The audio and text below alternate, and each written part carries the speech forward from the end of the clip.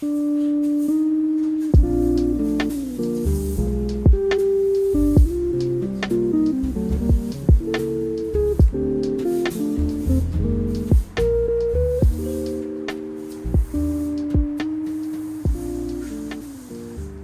there, I'm AJ, and today I am stretching my canvas and prepping it for some new tufting pieces that I'm going to create. So I thought I would take you along with me and show you how I do it. If you are wondering what the heck I'm talking about, I have some other videos you can check out that explain some tufting basics and walk you through some of the things that you will need in order to get started. But today I'm just going to be focusing on how I prepare my canvas for a project. The first step is to stretch your tufting fabric across your frame.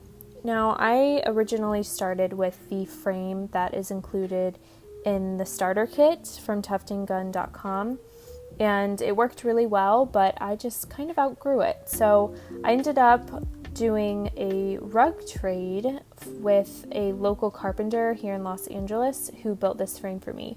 I actually sent her a video that Tim Eads put together of how to create the frame, and I gave that to her for reference, and she was able to make it pretty easily. Here I am just stretching the fabric across the teeth on the frame. The way that I do it to create straight lines all the way down is just by starting from the top and working my way down. I want to make sure that the top is properly stretched and then kind of follow that line going all the way down the frame. The fabric from tuftinggun.com has these lines going up and down, and those are really there to help guide you. It makes stretching the canvas a lot easier. It also can be a good indication that the cloth isn't tugged evenly when those lines are a little bit wobbly. So don't be afraid to take your time here and make sure that everything's nice and straight to your liking, because it will really serve you in the end. Now that the canvas is stretched, we want to map out our design. So obviously you'll need some markers and then a nice straight edge for some crisp lines. Then additionally, I went ahead and purchased a projector. Now, this isn't necessary, but it is kind of a game changer. I got this projector from Best Buy for about $100. It's pretty cheap, pretty simple, and does the trick. Now, I'm just getting my design squared away in Illustrator. Now this is where I made my huge mistake. I forgot to mirror my image. Now, I wish I could say this is the first time I've made this mistake, but it's not. I just got really excited about using my projector for the first time that I completely forgot. So don't make this mistake like I did, especially if you are working with typography. Here I am, blissfully unaware that I will have to basically remove the frame and turn it around so that I can reverse the image and do it the right way. Now, the funny thing is, I didn't even realize I had made this mistake until I started tufting, and I thought, you know what, this would be a great learning opportunity for all of you so that you can learn from my mistake and not do it yourself.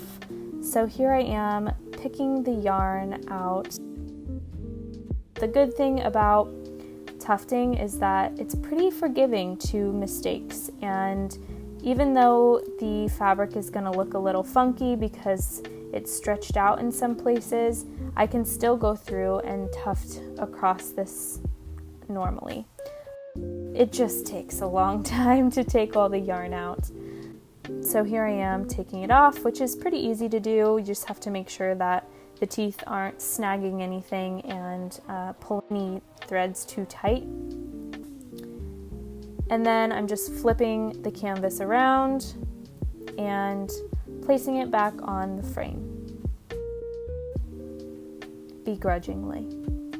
Just kidding. Well, not really.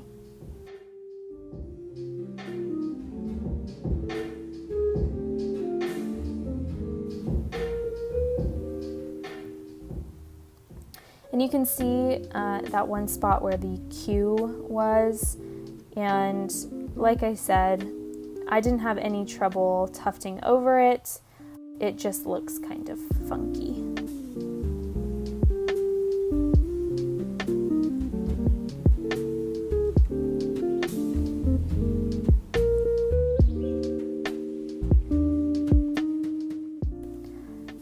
So now, the correct way you are supposed to project your image is the mirrored image. In Illustrator, all I did was select my design and hit transform, reflect, and did a vertical reflection so that it's a mirror image, and when I tuft on this side, the correct image will display on the other side. I also want to reiterate that this is the first time I've ever used a projector. Every rug I created prior to this, I did freehand. And the way that I did that is I would take my reference design and just kind of have that sitting near me. I would go to the front side of the frame where the final image would be, and I would draw out the design, how it's supposed to look.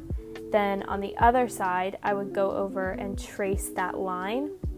So I was essentially drawing it twice so that I could easily get that mirror image.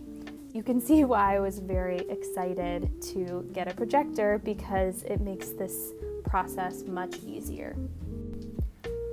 I also want to add that I know this is a very ambitious design that I'm going for here, and I haven't tufted it yet, but I will let you know how that goes. So finally, I have my entire canvas laid out. I do just want to say thank you so much for all of the positive feedback on my videos so far. These are just the ways that I do things, definitely not the only way to do things, and I'll continue to stress that everyone in this community that I have spoken with is just so kind and generous in their sharing and helping one another out. If you like these videos and you want to see more, please hit that subscribe button, and yeah, I will continue to try to answer your questions in upcoming videos. Thank you so much again for watching. Good luck on your projects, and I'll talk to you soon.